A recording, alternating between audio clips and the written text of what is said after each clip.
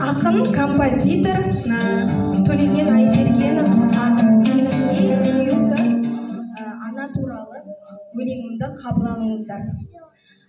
Арманымды ақтармын ба, жүрегімді тербесем, айға сіңлі қарындасың қасиетті жерге сен.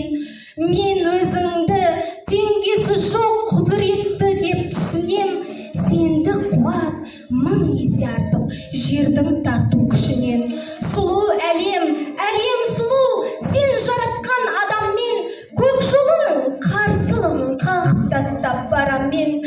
Сенді қуат болар бәлкім, басын иді көк маған, әр кезденен туғанымды есім алсам тоқтанам.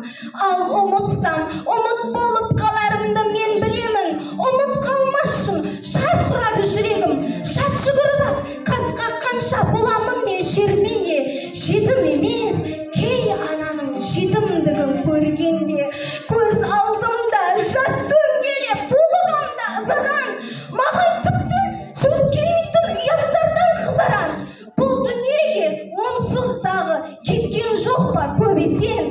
О, аналар, кей пасықтарды жаратасың неге сен? Тас бауырлар дүниеге келсін де, тез кетсін де, әлде өзгелер ондайлардан жер келсін дейсің бе? Қай кеудені жылытады лапылдаған отпенен, өз кеудесін жылытуға құдіреті жетпеген. Анаң саған керек болса, балаға да сен керек. Кезекпенен ауысатын ғұмыр ғой бұл дөңгелек. О, адамдар, ана керек адамға. Анасыздар аң сияқты күн кешіп жүр ғаламда. Пікірімді ұнатпаған таптық дер дананы, даналықтың қажеті жоқ, сыйлау үшін ананы.